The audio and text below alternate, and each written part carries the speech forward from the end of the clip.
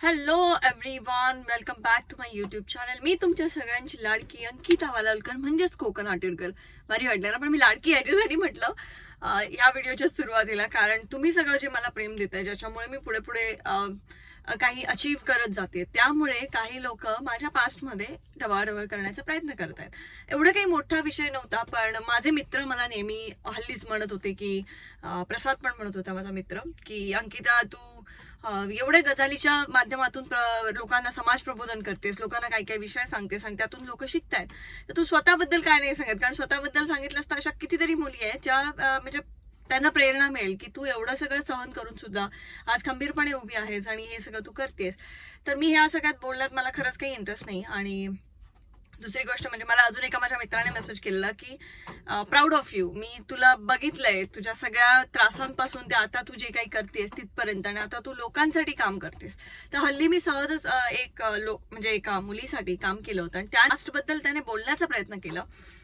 तो असं म्हणाला की हिला हिचं प्रेम टिकवता नाही आलं तर ही आयुष्यात काय करणार आहे, ही असली मुलगी आहे असं त्याने म्हटलं. तर पहिलं तर मी त्याला म्हटलं की ह्या गोष्टींशी तुमचा काही संबंध नाही, तुम्ही यावरती नाही बोलू शकत.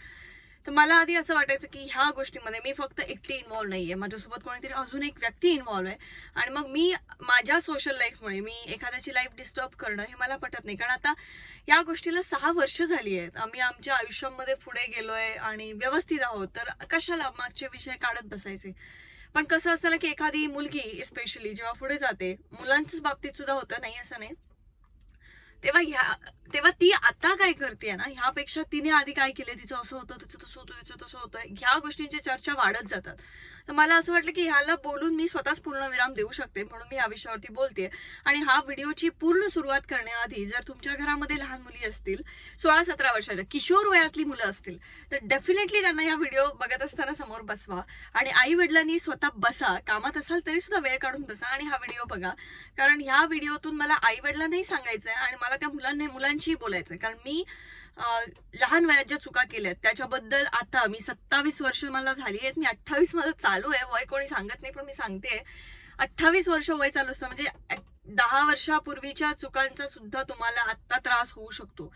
याच्याबद्दल तुम्ही थोडंसं गांभीर्याने मुलांनी घेतलं पाहिजे आणि त्या पद्धतीने वागलं पाहिजे. म्हणजे त्याच्यामध्ये आई वडिलांनी कितीही चांगले संस्कार केले तरी ते हॉर्मोनल चेंजेस जे असतात ना, त्यामुळे आपल्याकडनं बऱ्याच चुका होऊन जातात आणि त्याबद्दल मला या व्हिडिओमध्ये बोलायचंय.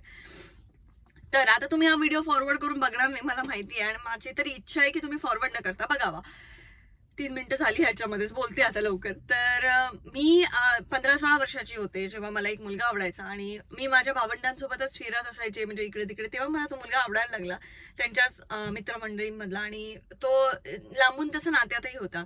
पण मला तो का आवडायला लागला ह्याचं सगळ्यात मोठं कारण म्हणजे माझ्या आई वडिलांनी लहानपणापासून फक्त अभ्यास करायला शिकवलं, हे तुम्हाला माहितच आहे. फक्त अभ्यास कर, घरात बस, अभ्यास कर, घरात बस. मला फिरायला आवडायचं, मला एक्सप्लोर करणं जास्त आवडायचं, मला छान छान कपडे घालणं, खूप छान जॉब पाहिजे, मला अशी लाईफ पाहिजे, ह्या सगळ्या गोष्टींमध्ये मला जास्त इंटरेस्ट होता. आणि तसं कोणी मला व्यक्ती दिसलं त्या वयामध्ये माझ्या, आणि त्याच्यामुळे मी पटकन त्याच्याकडे अट्रॅक्ट झाले. हा मी खरोखर सांगते की जे काही झालं होतं ते ह्या गोष्टीमुळे मी अट्रॅक्ट झाले होते त्याच्याकडे. आणि मग आमच्या दोघांच्या वयामध्ये 11.5 वर्षाचं अंतर होतं जवळपास. 11.5 वर्ष म्हणजे almost it's a generation gap.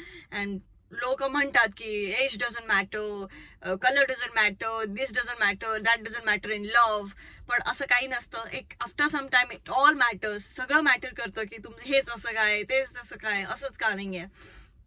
तर माझ्या बाबतीत जेव्हा माझं हे प्रेम प्रकरण जेव्हा असं चालू झालं, मला असं छान वाटायला लागलं, मी थोडं स्वतःला चेंज करायला लागले. की जशी आधी मी अभ्यासू खडूस मुलगी होते, जी शिक्षकांना जाऊन नावं वगैरे सांगायची ना, तशातली होते, ती हळूहळू मी चेंज व्हायला लागले. की जाऊ दे, मी माझ्या वर्गातली अफेअर्स लोक सरांना जाऊन सांगायचे, माहितीये का, एवढी मी फालतू मुलगी होती की ह्याच्याबरोबर चालू आहे सर, मला असं कळलंय.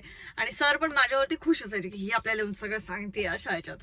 तर मी स्वतःला चेंज करायला लागले. आणि नंतर मग एक दिवस, तेव्हा आपल्याकडे व्हॉट्सअप वगैरे काही नव्हतं, त्याच्यामुळे ते सीन येणं वगैरे, मेसेज वाचलाय का वगैरे असे काही प्रकार नव्हते. त्यामुळे मेसेज आत्ता पाठवलाय तर तो कधी येईल काय माहिती नेटवर्क नसेल तर थोड्या 1 तासाने सुद्धा पटकन मेसेज यायचा. तर बाबांकडे एक छोटा फोन होता LGचा, ज्याच्यावरनं मी त्याला मेसेज करायचे. आणि मेसेज करताना जुन्या आठवणी आठवतात आता मला. मेसेज केल्यानंतर मग तो बऱ्याच वेळाने यायचा. कधी कधी असं पण व्हायचं ना, की एक मेसेज तुम्हाला 3-4 वेळा येतो, काहीतरी समथिंग टेक्निकल इश्यूमुळे असं होत असेल तेव्हा. पण एक सेम मेसेज 3-4 वेळा यायचा असं. तर माझं तसंच झालं, की मी त्याला बाय म्हटलं आता मेसेज करू नको. आणि तो मेसेज एक लेट आला, जो माझ्या वडिलांनी वाचला. काही फालतू मेसेज नव्हता, पण माझ्या वडिलांनी तो मेसेज वाचला आणि त्यानंतर मग वडिलांना घरात कळलं, सगळ्यांना कळलं. मग आई बाबांनी मला थोडं ओरडले, रेस्ट्रिक्शन्स दिली आणि सगळं हे थांबवलं. 10वीत होते मी तेव्हा, 10वी झाली होती माझी. ह्या सगळ्या गोष्टी थांबल्या आणि त्याच्यानंतर मला असं सांगण्यात आलं, की तो बोलला की तू त्याच्या मागे लागलीस. आणि त्याला असं सांगण्यात आलं, की अंकिता म्हणाली की तिचं काहीच नाही, तूच तिला मेसेज करत राहतो. असं दोघांमध्ये गैरसमज देऊन, म्हणजे चांगल्यासाठी, हे माझ्या भल्यासाठी असेल किंवा त्याच्या भल्यासाठी असेल, कारण आमचं पटणार नाही हे त्यांना आधीपासून माहित होतं असेल, त्यामुळे त्यांनी असं केलं असेल. पण मला असं सांगितल्यानंतर मी कशी आहे तुम्हाला माहितच आहे, माझ्यावरती उगाच आरोप केला, मी मुळाशी जाऊन ते शोधून काढते. त्याच्यामुळे मला असं सांगितलं की त्याने सांगितलं की तूच त्याला मेसेज करत होते. त्याच्यामुळे माझ्या डोक्यात होता राग. मी त्याला मेसेज करत नव्हते जास्त, त्याने मला सुरुवात केलेली मेसेज करायला, अशा ह्याच्यात मी होते. 2 वर्ष म्हणजे 11वी-12वी मध्ये मी काही नाही केलं. 12वी नंतर मला जेव्हा आई वडिलांनी फोन दिला, सगळ्यात पहिला मेसेज मी त्याला केला. ही माझी सगळ्यात पहिली चूक. इथे मी त्याला पहिला मेसेज केला आणि त्याच दिवशी त्याचं लग्न ठरत होतं. आणि अगदी 5 मिनिटं जर मला उशीर झाला असता तर कदाचित त्याचं लग्न झालं असतं. पण मी केला फोन आणि त्याच्यानंतर तो मला म्हणाला की मला असं सांगितलं गेलं. मग आम्हाला कळलं की आमच्यामध्ये गैरसमज केले गेलेत. मग आम्ही ठरवलं की नाही, मग आता गैरसमज क्लिअर आहेत ना, मग आपण आता माझं इंजिनिअरिंग होईपर्यंत, मला जॉब लागेपर्यंत वाट बघायची आणि त्यानंतर आपण लग्नासाठी आई वडिलांना तयार करायचं. कारण बाकी सगळं ठीक होतं, म्हणजे गावात किंवा महाराष्ट्रात म्हणा आपली जात बघितली जाते, जातीतला सुद्धा होता, सगळ्या गोष्टी ठीक होत्या. फक्त फरक हाच होता की वयामध्ये जास्त अंतर आहे आणि हाच एक मॅटर होता, बाकी काही नाही. बाकी असं काही नाही, फॅमिली चांगली आहे, सगळं चांगलं होतं.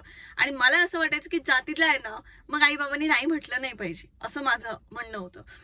आणि ह्या सगळ्या गोष्टी झाल्या. त्यानंतर मग एक दिवस जेव्हा मी त्याला अचानक भेटायला गेले होते, माझी आई आली कॉलेजला. कारण मी कधी बंक न करणारी मुलगी, कॉलेज बंक करून त्याला भेटायला गेले होते. कारण आम्हाला असं ठरवायचं होतं की आपण पुढे काय करायचंय, कसं करायचंय, अशा आणि मी रिस्क घेऊन मी त्याला भेटायला गेले होते, ज्या दिवशी माझी आई कॉलेजमध्ये आली.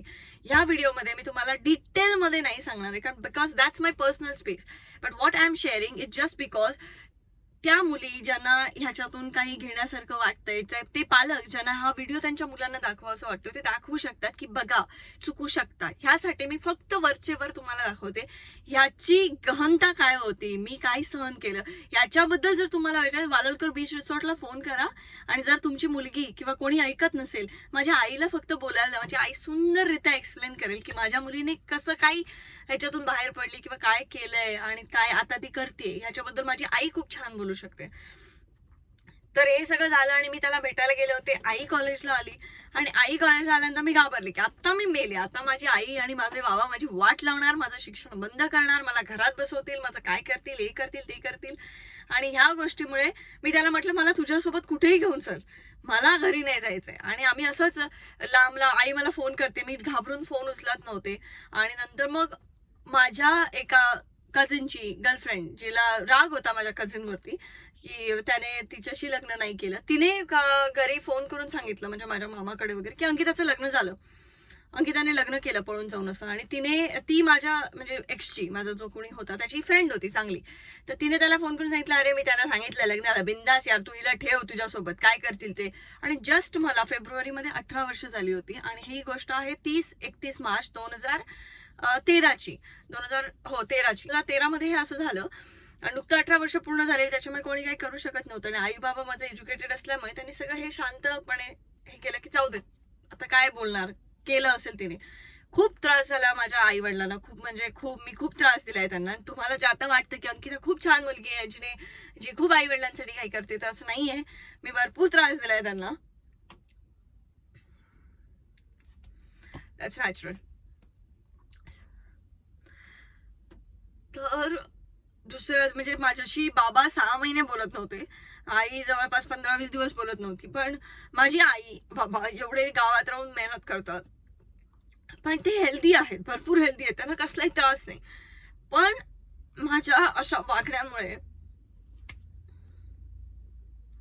2 मिनिटं हा, तर माझ्या अशा वागण्यामुळे रडून रडून माझ्या आईचे डोळे खराब झाले आणि म्हणजे तिला चष्मा लागला.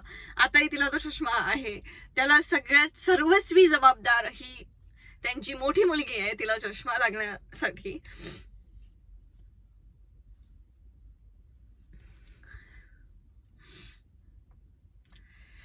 ह्याच्यामध्येच वेळ जायला वाटतं माझा. आठवतं ना, आपल्याला आठवणी येतात. आमचं नाही पटत होतं अजिबात. म्हणजे तुम्हाला एक थोडक्यात सांगायचं तर माझी रास कर्क आहे, त्याची रास कुंभ होती. ज्यांना कळतं राशीमधलं त्यांना समजून जाईल की कर्क आणि कुंभ राशीमध्ये किती छान प्रेम असेल, काय काय त्यांनी आयुष्यात केलं असेल.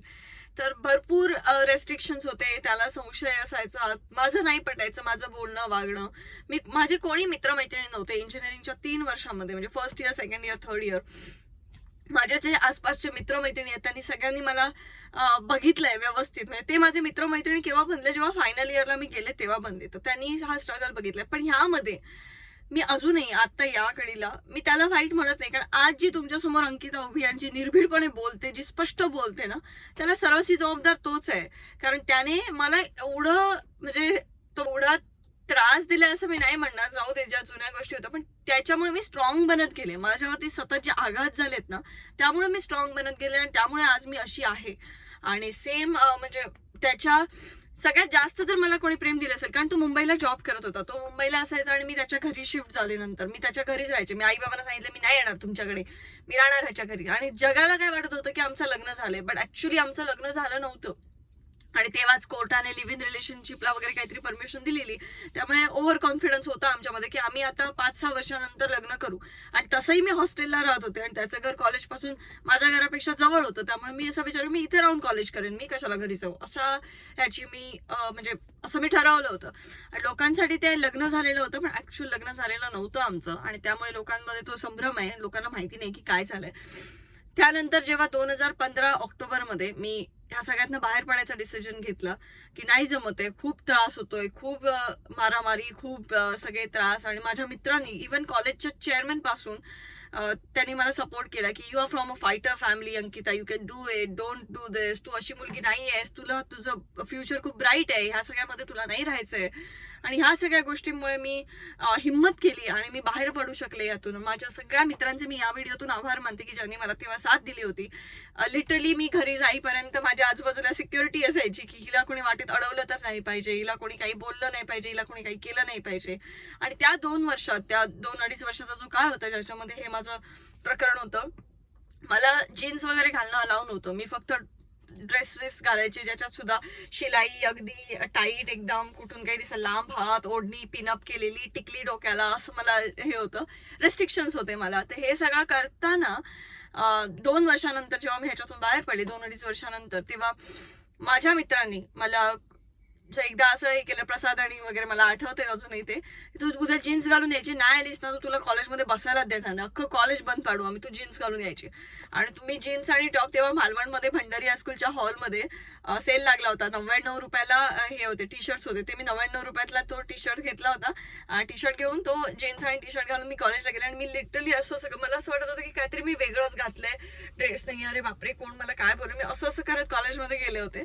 नंतर हळूहळू मला सवय झाली परत ती. पण एकाच म्हणजे पिंजरात राहणारा पक्षी असतो ना, तर तो 2च गोष्टी होऊ शकतात त्याच्या बाबतीत. एक तर तो कायम त्याला पिंजरात राहायला आवडू शकतं, किंवा त्याला उडायचंच आहे ना, तर तो पिंजरा खुलण्याची वाट बघणं. पिंजरा एकदा खोलला गेला की तो उडणार. आणि माझ्या बाबतीत ते झालं, मला उडायचं होतं, मी उडाले. मला जे करायचं होतं मी करायचं होतं. त्याच्यामुळे मी बाहेर पडल्यानंतर अशी बाहेर पडले की सुसाट निघाले, जी आता तुमच्या समोर आहे. तर हे सगळ्यामध्ये मला फक्त हाच त्रास नव्हता. आणि मी याच्यामध्ये आवर्जून सांगेन की, कारण माझे बरेच व्हिडिओ बरेच जण बघतात, बरेच नातेवाईक बघतात, आणि त्याच्यामध्ये त्याचेही नातेवाईक असतील, की आम्ही जे काही केलं हे आमच्या मर्जीने केलं. आम्ही जे चुकलो ते सुद्धा आमची स्वतःची चूक होती आणि आम्ही त्यातून बाहेर पडलो दोघेही. आणि मी बाहेर पडल्यानंतर मला त्याने काहीही त्रास दिला नाही. माझ्याकडे प्रूफ आहेत, सगळ्याचे प्रूफ आहेत, पण मला ते जगाला दाखवायचे नाहीत किंवा त्यालाही काही गरज पडली नाही ते करण्याची. तो त्याच्या आयुष्यात पुढे गेलाय, मी माझ्या आयुष्यात पुढे गेले, आम्ही दोघेही आनंदात आहोत. आता जरी तो माझ्या समोर आला तरी मी काही त्याला शिव्या घालणार नाही, मी त्याच्याशी छान बोलू शकते. त्याच्या घरच्यांशी माझे चांगले संबंध आहेत, आजूबाजूच्यांशी माझे चांगले संबंध आहेत. त्याची आई ही लिटरली देव माणूस आहे, जिने मला एवढं प्रेम दिलंय, माझ्या आई वडिलांसारखं प्रेम दिलंय. त्याच्यामुळे मी माझ्या आई बाबांना आई बाबा म्हणते, त्यानंतर मी त्यांना आई बाबा अजूनही म्हणते आणि शेवटपर्यंत म्हणत राहीन. तिने मला नाही म्हणू नकोस असं जरी म्हटलं तरी मी म्हणत राहीन, पण ती मला असं कधीही म्हणणार नाही. कारण तिचं आणि माझं रिलेशन खूप वेगळं आहे, ते त्याच्या आईचं अजूनही. आणि मी जेव्हा गाडी घेतली तेव्हा तिला दाखवायला गेलेच होते, गाडी तिला दाखवली, तिच्याशी छान बोलले, तिचे आशीर्वाद सुद्धा घेतले आणि मी आले. त्यामुळे तुम्ही लोकांनी माझ्या पास्टचा हे काढून, तुम्हाला जर असं वाटत असेल कोणाला, जे काही लोक आहेत त्यांना, की ही घाबरेल, हिला काहीतरी वाटलं ओ गॉड आता माझं काय होईल, माझे सबस्क्रायबर जातील, माझे फॉलोअर जातील, ही मी घाबरते, असं माझ्या बाबतीत नाही होणार आहे. कारण मी ज्या आयुष्यात चुका केल्यात ना, त्या प्रत्येक चुकांचं उत्तर, त्या प्रत्येक चुकांमधून मी स्वतः बाहेर पडले माझ्या आई वडिलांच्या सपोर्टमुळे. आणि इव्हन त्याच्या आई वडिलांच्या सपोर्टमुळे. त्यांनी मला एकच सांगितलं होतं, शिक्षण कर, प्रेम बाजूला राहू दे, तुझे शिक्षण कर. आणि ते शिक्षण मी पूर्ण करून आज मी सगळं करते, जे काही करते, कमवते, जे काही विश्व उभं करते माझं, हे सगळ्याशी माझ्या ह्या 2 आई वडिलांच्या कृपामुळे. एक तर त्याचे आई वडील आणि माझे आई वडील.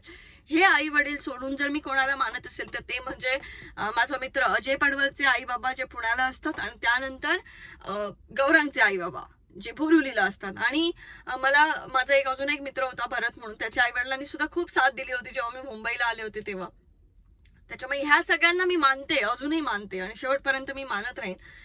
ह्या सगळ्या गोष्टींमधून मला तुम्हाला एकच सांगायचं की एवढंच मला त्रास नव्हता.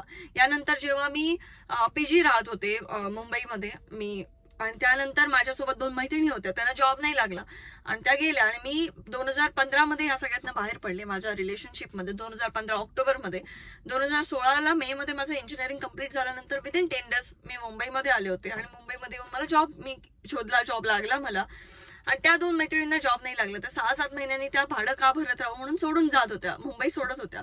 मुंबई सोडताना आता ही इथे राहणार, ही काहीतरी आयुष्यात करणार, हिच्याकडे जॉब आहे, यासाठी त्यांनी रूमचे जे ओनर होते त्यांना असं सांगितलं, ओ या मुलीला ठेवू नका, हिला ना असं असं हिने केलेलं आहे, हिला मुलाने एका सोडलेलं आहे. तर ते रूमचे ओनर आले होते तेव्हा मुंबईत. मला सांगायला आवडेल, कणकवलीमध्ये जे डायमंड हॉटेल आहे त्याचे ओनर राणे जे आहेत, सुजाता राणे आणि त्यांचे मिस्टर किशोर राणे काका, ते आले होते. आणि त्यांनी मला असं विचारलं, बाळा हे काही खरं आहे का? तर त्यांना मी तेव्हा एकच सांगितलं की पहिलं तर त्याने मला नाही सोडलंय, मी त्याला सोडण्याचा निर्णय घेतला आणि आम्ही दोघं सेपरेट झालोय. पण या गोष्टीवरनं तुम्ही जर मला रूम मध्ये राहायला देणार नसाल तर तो सर्वस्वी निर्णय तुमचा आहे. मला तेव्हा रडायला आलं ह्या गोष्टींसाठी की माझ्या मैत्रिणी माझी ही गोष्ट सांगून मला खाली खेचायला बघतायत. आणि मग त्यांनी माझ्या आई वडिलांशी बोलले ते, आणि माझी आई, मी रडत होते, माझी आई त्यांना समजावत होती की माझी मुलगी मुंबईमध्ये एकटी आहे, मला काळजी वाटते की ती काहीतरी स्वतःच्या जीवाचं करेल, त्यापेक्षा तुम्ही तिला तिथे राहू द्या, आम्ही दुसरी तिची सोय करतो आणि नंतर मग तिला आम्ही दुसरीकडे ठेवतो. तेव्हा खूप वाईट वाटत होतं की तेव्हा असं वाटत होतं की माझ्या एका चुकीमुळे आई बाबांना एवढं शिवा आवाजच येत नाही. तेव्हा असं वाटतं की माझ्या एका चुकीमुळे माझ्या आई बाबांना एवढं सहन करायला लागते की शेवटपर्यंत त्यांना सांगायला लागते की माझ्या मुलीला राहायला जागा द्या, माझी मुलगी अशी नाहीये.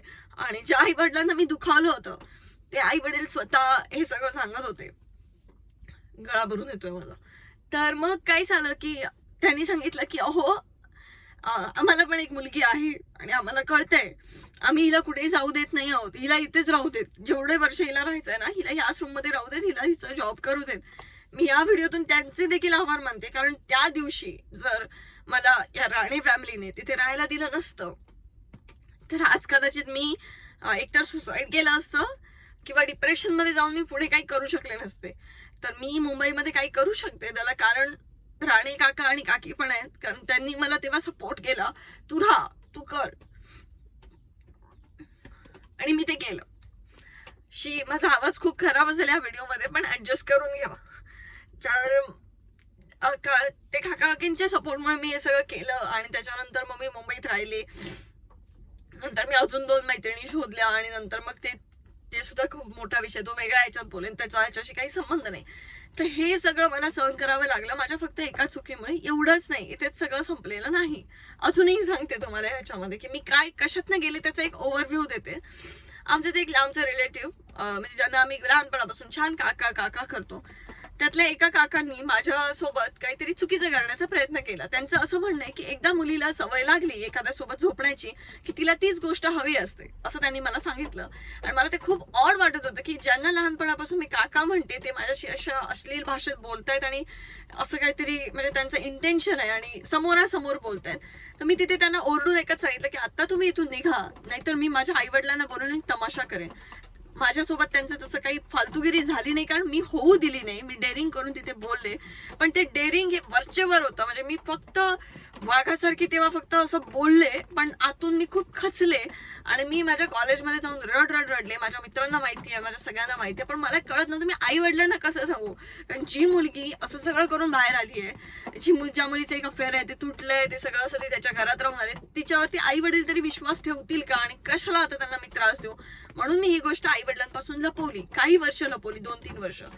त्यानंतर एक लांबच्याच नातेवाईकांचं लग्न होतं. त्या लग्नामध्ये ते काका मला भेटले. तिथे मी, माझ्या बहिणी आम्ही गेलो होतो.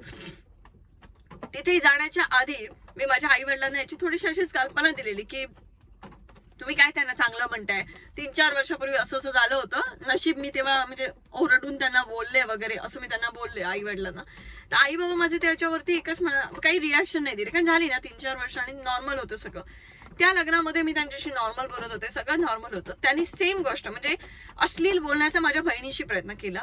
आणि माझं कसं आहे ना की माझ्यापर्यंत आहे तोपर्यंत ठीक आहे, माझ्या बहिणींवरती आलं की मग मी सोडणार नाही, म्हणजे पूर्ण खाऊन टाकीन.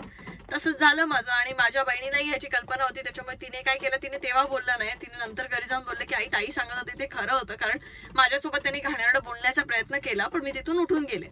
असं बोलल्यानंतर माझ्या बहिणीने नंतर आईने मला सांगितलं की असं अगं मला ना खरंच वाटलं नव्हतं, पण असं असं झालं, त्याच्यामुळे खरं वाटलं. त्याच्यानंतर आम्ही त्या नातेवाईकांना फोन केला. काही जणांनी आम्हाला हे सांगितलं, अरे ही तर त्या लग्नात आली होती तर त्या काकांची खूप छान बोलत होती, असं असेल तर हिने छान बोललं नाही पाहिजे होतं. मी छान का बोलत होते, कारण का तर जाऊ दे, आपल्याला फॅमिलीमध्ये घाणेरडं काही हे नाही करायचं, कुणाला काही दाखवायचं नाही, ह्या सगळ्या गोष्टींसाठी मी ही गोष्ट लपवली होती. पण जेव्हा माझ्या बहिणींवरती आली, मी शांत नाही बसणार, मी फाडून खाईन, मी काही करू शकते, मी बिनधास्त काही करू शकते, मी त्या माणसाचा जीव घेऊ शकते, एवढी मी पेटले होते. आणि मी त्यांच्या मुलाला मेसेज केला की तुझ्या वडिलांनी असं असं केलंय, मला हे पटत नाहीये, त्यांना आवर म्हणून. तर त्याच्या मुलाने मला हे सांगितलं, तू तसली, तुझी आई तसली, तुझ्या बहिणी तसल्या, तुम्ही सगळ्यात तसले, माझ्या वडिलांवरती आरोप टाकू नकोस. असं मी म्हटलं ठीक आहे. मी म्हटलं यापुढे माझ्याकडनं म्हणजे काही बोलण्याची अपेक्षा ठेवू नका, माझ्याकडनं तुमच्या फॅमिलीशी काही इंटरॅक्शन नसणार. शांतपणे मी तो वाद मिटवला. आता जेव्हा मी पुढे पुढे जाते, अरे अंकिता आमच्याशी बोलत नाही, अरे अंकिताला सांग ते माझ्या मनात आलं ते होतं, सॉरी, अंकिताला हॅपी बर्थडे, मला टेक्स्ट मेसेज येतात, कारण मी जिकडे तिकडे सगळीकडनं ब्लॉक केले. मला नाही पडली आता त्या मेसेजेसची, मला गरजच नाहीये खरंच. कारण मी मुलगी स्वतःच्या चुकीने जे काही केलं ते, त्याच्यानंतर जे काही मी हे सहन करून जे दगड बनून बाहेर आले ना, आज मी खूप स्ट्रॉंग बनले. आणि मी त्या सगळ्या मुलींना सांगते की उत्तर द्या तेव्हा. आणि जेव्हा तुम्ही कमवते असताना तेव्हाच हा डिसिजन तुम्ही घेऊ शकता, नाहीतर तुम्ही आयुष्यभर त्या अल्युमिनीसाठीच भांडत बसणार. नवऱ्याकडनं पैसा पाहिजे, कशाला पाहिजे, नाही पटत आहे ना, सोडा, चला झक मारू देत त्याला तिकडे, तुम्ही वेगळे व्हा, आयुष्य कमी आहे ते आयुष्य जगा, आयुष्य जगणं महत्वाचं आहे. मला जेव्हा हे मुलं मेसेज करतात ना, आतापर्यंत 3 मुलांचे इंस्टाग्रामवरती मेसेज आले, काही जणांचे मी स्क्रीनशॉट सुद्धा ठेवले, एकाची कमेंट होती, दोघांचे मेसेज होते. अरे त्यांना असं वाटत असेल की अरे अंकिता घाबरेल, मला नाही, खरंच नाही म्हणजे मी घाबरत नाहीच आहे. तुम्ही विचार करा, मी ह्या प्लॅटफॉर्मवरती येऊन माझ्या आयुष्याबद्दल एवढं बोलू शकते. मी डिटेल नाही सांगितलं, कारण मला ते नाही शेअर करायचं. आणि मला कोणाला पडलेली पण नसते यार आपल्या पर्सनल लाईफची. जे चांगले लोक आहेत त्यांना हे काहीतरी वेगळेच लोक असतात, ज्यांना काही काम धंदे नसतात, ते लोक हे असे त्रास द्यायला बघतात. आणि मला त्रास होत नाहीये. मी ही गोष्ट शेअर ह्याच्यासाठी केली की माझे मित्रही सांगत होते तू बोल. आणि मला एका सरांनी सांगितलेलं की अंकिता तुझ्या आयुष्याबद्दल जर तू डिटेल बोलशील ना, अशा एवढ्या मुली प्रेरणा घेतील की काय, म्हणजे तू खरं तर प्रेरणा बनूनच आली आहेस लोकांसाठी. मी त्यांना बोललो, आणि तू तुझ्या आयुष्याबद्दल लिहायला सुरुवात कर, असं मला सरांनी सांगितलेलं. आणि मी सरांनी सांगितलं सर नक्की मी माझ्या आयुष्याबद्दल लिहिणार, आणि मी त्याच्या पुस्तकाचं नावच हे देणार, लगीन घाई. तर लगीन घाईचा हा जो टॉपिक होता, जी मला प्रेम आपण म्हणतोय, प्रेम काही नसतं. आई वडील आपल्या चांगल्यासाठीच करत असतात. फार कमी आई वडील असतील ज्यांना म्हणजे जे चुकत असतील आपल्या निर्णयामध्ये, पण 99% आई वडील हे जे आपल्यासाठी निर्णय घेतात हे फार योग्यच असतात. आणि आई वडिलांना आपल्या मुलाचं चांगलंच हवं असतं, मुलीचं चांगलंच हवं असतं. त्यामुळे आई वडिलांचं ऐका. जर तुम्हाला आपल्याला तेव्हा वाटतं की नाही माझंच बरोबर आहे, आई वडिलांना कळत नाही, आई वडिलांना कळत नाही, समजावून सांगण्याचा प्रयत्न करा एक सर्टन लेवलला. पण हट्टीपणा करून आपण जे करतो ना त्यातून काहीतरी वेगळंच निष्पन्न होतं. कधी कधी आई वडिलांना सुद्धा समजावून घेण्याची गरज असते. आई वडिलांनी सुद्धा समजून घ्या, त्यांच्या नशिबाचे ते आहेत, उडू द्या. जरा पडणार असतील, कुठे जाऊन आपटणार असतील, आपटू द्या त्यांना ते. पण आपण जर माझ्यासारख्या मुली जर आहेत त्यांना मी सांगते, तुम्ही जर काही डिसिजन घेत असाल आई वडिलांच्या विरोधात जाऊन, तर त्यानंतर होणाऱ्या प्रत्येक गोष्टीसाठी तुम्ही जबाबदार आहात. आणि ते त्याच्यानंतर मग आई वडिलांकडे रिटर्न नाही आलं पाहिजे.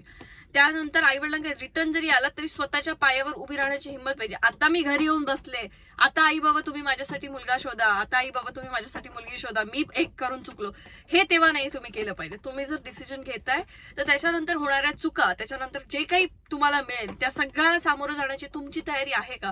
कारण आपण ना फक्त छान इमॅजिन करून जातो, माझं आता लग्न होणार, मी मस्त फिरणार, मी मस्त हे करणार. पण ते मस्त नाही झालं ना की नंतर वाट लागते. सुरुवातीला तुमचा हात जरी त्या माणसाच्या हाताला लागला तरी एक मस्त करंट येतं ना, असं भारी वाटतं. नंतर मग वाटतं की ह्याला करंट देऊन मारते किंवा ह्याला करंटच लागला पाहिजे. तर हे करंट मध्ये हा जो चेंज होतो ना, हा चेंज खूप भयानक असतो. त्याच्यामुळे हे काही दिवसांचं असतं हे जे करंट येणं आणि नंतर मग करंट देणं चालू होतं. त्यापेक्षा डिसिजन घेताना, कुठचाही डिसिजन घेताना ह्या बाबतीत खूप विचार करून घ्या आणि खूप विचार करून पुढे चला. ह्याच्यामध्ये मी तुमच्यासारखीच एक नॅचरल मुलगी आहे जिने हे सगळं केलंय. तुम्हाला हे सांगण्याचं कारण म्हणजे कारण एवढं स्पष्ट कोणी बोलत नाही, एवढं सगळं स्वतःबद्दल कोणी सांगत नाही. पण मी तशी नाहीये, मी सांगते सगळ्यांना. माझ्या आजूबाजूच्या लोकांना सगळं माहितीये, पण मी आज तुमच्यासोबत हे शेअर केलंय आणि हे आता हे कायम युट्यूबवरती असणारच आहे. तर मी एक सर्टन लेवल पर्यंत कमेंट्स बघत असते, नंतर बघत नाही. कारण आता मी बघते तर माझ्या जुन्या व्हिडिओना जेव्हा कमेंट येतात, अरे हे मी खूप आधी टाकलंय असं होतं ना. मी सुद्धा जीव स्वतःचा घेण्याचा प्रयत्न केलाय, मी सुद्धा सुसाईड करण्याचा ह्या सगळ्या गोष्टीनंतर प्रयत्न केलाय. टू बी ऑनेस्ट मी सगळं तुम्हाला सांगतेच आहे, ते हे पण सांगते. कारण मला असं वाटलं होतं की आता माझ्या आयुष्यात काही नाही. आणि आता हे ज्या मुलांना वाटते की आम्ही हिच्याबद्दल काहीतरी घाण पसरवलं, आणि हे जवळचेच लोक असतात ज्यांना ह्या गोष्टींची माहिती असते, आणि तेच लोक हे तुम्हाला हे करण्यासाठी म्हणजे डिफेम करण्यासाठी प्रयत्न करत असतात. तर मला नाही पडली. आयुष्यात काय होऊ शकतं जास्तीत जास्त आता माझ्यावर, जिने हे सगळं बघितलं, जिचं एक अफेअर असं लेवल येऊन तुटलंय, जिने स्वतःवरती काहीतरी चुकीचा प्रयत्न होण्यापासून स्वतःला वाचवलंय, अजून काय होऊ शकतं वाईट जास्तीत जास्त? म्हणजे आता काय बोलू, काय काय वाईट होणार आहे माझ्या बाबतीत? चला माझं लग्न नाही झालं, मला काही फरक पडणार आहे का? तुम्हाला वाटतंय का की मला असं काहीतरी मोठा फरक पडेल? नाही फरक पडणार आहे मला, खरंच नाही पडणार. मग हे का? आणि माझ्याकडे ना भरपूर लिस्ट आहे, माझ्या मागे भरपूर पोरं आहेत, काही टेन्शन घेऊ नका. माझं लग्न होऊ शकतं, फक्त मला आता लग्न नावाची भीती वाटते, त्यामुळे मी नाही करत. म्हणजे लग्न होईपर्यंत जे बॉयफ्रेंड असतात, हे लग्नानंतर जे नवरे म्हणतात ना, त्या नवऱ्यांचा मला राग आहे. आणि त्याच्यामुळे मला जेव्हा कुठची मुलगी जी काहीतरी असं सहन करताना दिसते, जी माझ्यासारखंच किंवा काही तिला भरपूर रिस्ट्रिक्शन्स आहेत, तिला काहीतरी त्रास होतोय, तिला एखादा मुलगा त्रास देतोय, तिचा मुलगा तिचा बाप बनू पाहतोय, तेव्हा मला फार राग येतो. आणि अशा मुलींनी खरं तर मला सुरुवातीला जेव्हा मी इंस्टाग्रामवरती माझी स्टोरी शेअर केली होती रीलच्या थ्रू, तेव्हा मला भरपूर मुलींनी मेसेज केले होते, ताई मला माझा बॉयफ्रेंड असा त्रास देतो, मला हा त्रास देतो. मी त्यांना एकच सांगितलं, मग माझ्यापर्यंत विषय ना मी आर पार करणार. मी त्याच्यामुळे माझ्यापर्यंत येताना खूप विचार करून या, मी आर पार वाली आहे. मी मध्ये तुमचं काही तिथे गुलगुलू करून तुमचं हे करणार नाही की हा नीट राहा वगैरे. मी आर्या पार, तो त्रास देतोय सोड त्याला, गप घरी बस, अभ्यास कर, काय कर, जॉब करत असशील त्याच्यावर कॉन्सन्ट्रेट कर, पुढे चांगला पोरगा मिळेल. सगळ्यांनी ह्या गोष्टीची काळजी घ्या, काही टेन्शन घेऊ नका. जर मुलींच्या आयुष्यात काही चुकीचं असेल, आई वडिलांनी टेन्शन घेऊ नका. जर तुमची मुलगी हट्टाने काही लग्न केलं असेल तिने आणि ती आता खूप त्रासामध्ये आहे, ती बाहेर पडेल त्यातून, तिला फक्त सपोर्ट द्या, तिला सपोर्ट करा, तिला एकटं पडू देऊ नका. कारण एकटं पडलेला माणूस खूप काहीतरी चुकीचं करू शकतो. माझ्या आईने मला सपोर्ट केला, वडिलांनी आईमुळे केला, पण आईने जास्त सपोर्ट केला म्हणून आज ही अंकिता तुम्हाला दिसतेय. अदरवाईज मी नसले असते. त्यामुळे खूप त्यांना, तुमच्या मुलांना सुद्धा सपोर्ट करा, चुकले असतील तरी सपोर्ट करा. आई वडील तुम्ही, तुमचं मन मोठं असेल, आणि मुलांनी सुद्धा चुकताना विचार करा. बस मला या व्हिडिओतून एवढंच सांगायचंय. माझी लव्ह स्टोरी मी तुम्हाला थोडक्यात सांगितलीये आणि माझ्याबद्दल मीच बोलले. सांभाळा स्वतःला, स्वतःच्या जीवाला, निर्णय घेताना व्यवस्थित घ्या. बस मला एवढंच सांगायचंय. मला इथे काकूबाई नाही बनायचंय. आणि बस या व्हिडिओमध्ये एवढंच. मला असंच प्रेम देत राहा आणि माझे व्हिडिओज बघत राहा. मला माहिती आहे की जे छान लोक आहेत, जे चांगले लोक आहेत, ते माझ्याबद्दल वाईट नाही बोलत, पण तरी सुद्धा ह्याच्यातून जर कोणाला काही घेण्यासारखं असेल म्हणून मी हा व्हिडिओ शेअर केला. ह्याच्यामध्ये कोणी मला काही बोललं म्हणून मी केलाय अशातली नाही. ते बोलण्याचं एक निमित्त होतं. पण त्यामुळे लोकांना, जी मुलं आहेत, स्पेशली मुली, मला मुलींची काळजी वाटते, त्यामुळे मी त्यांना सांगते. मला जेव्हा कोणी विचारतं, व्हिडिओच्या शेवटी सांगते जातात की तुला आयुष्यात म्हणजे लग्न झालं तर तुला मुलगा हवा की मुलगी हवी, मी बऱ्याच माझ्या मित्रांना ते उत्तर दिले. आज तुम्हालाही सांगते की मला आयुष्यात मुलगा हवाय, मला मुलगी नकोय. याला कारण म्हणजे मला माहितीये माझा पोरगा नालायकच निघणार, कारण माझ्याकडे मी व्यवस्थित कमवते असल्यामुळे तो नालायक निघाल्यानंतर मला त्याची जी कोण बायको असेल ना, मला तिला सुखी ठेवायचंय, मला त्या मुलीला सुखी ठेवायचंय. आणि मला मुलगी ह्यासाठी नकोय, कारण जर तिने काही माझ्यासारखा चुकीचा डिसिजन घेतला तर मला माझं जुनं आयुष्य आठवून मी खचून जाणार. त्यामुळे मला मुलगा हवाय आणि मला त्याच्या गर्लफ्रेंडला, बायकोला सुखी ठेवायचंय. त्याच्यामुळे मी असं हे देते. म्हणजे असं माझं सध्या माइंडसेट झालेलं आहे. त्याला कारण माझ्या चुका आहेत. तुम्ही सगळ्यांनी सुद्धा काळजी घ्या, काही चुकू नका आणि आपल्या मुलांना सांभाळा आणि मुलं जी असतील त्यांनी निर्णय घेताना सांभाळा. बस या व्हिडिओमध्ये एवढंच. आपण भेटतच राहतो, नेहमी भेटत राहू. Bye bye, take care.